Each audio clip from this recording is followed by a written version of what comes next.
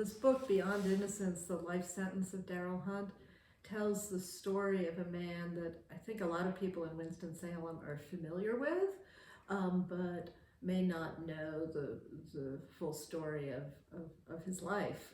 So Darryl Hunt was a Winston-Salem teenager in the 80s when he was picked up and charged with the murder of a woman named Deborah Sykes, who was a copy editor at the afternoon newspaper. And the case instantly attracted attention because he was a black teenager and she was a young white woman working downtown.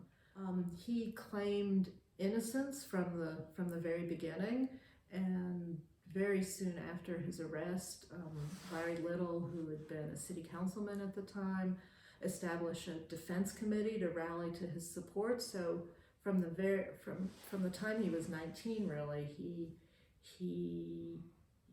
became a public figure in Winston-Salem. He spent more than a decade trying to get this conviction overturned. In the early 90s, there was DNA evidence that ruled him out as the rapist in the case, but no court found that sufficient to award him a new trial. And then in 2003, he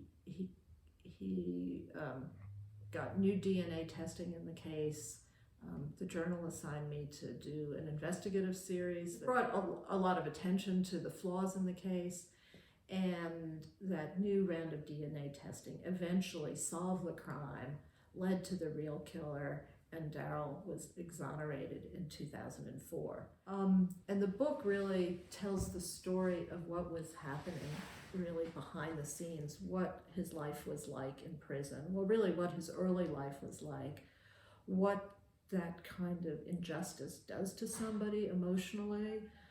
It looks at the trauma that he suffered in prison, the violence that he suffered in prison, and then it looks at the difficulty and challenges he faced when he came home from prison. He became an advocate for justice and left a legacy of reform in North Carolina.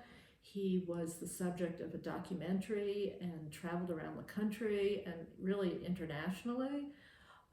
But this role he had as an advocate weighed heavily on him, and the book looks at the tension and stress he was under that led up to his death by suicide. And it also really looks at the legacy of racism in this country and how that whole history has tainted our justice system, and how all of that history was really borne out in one man's life.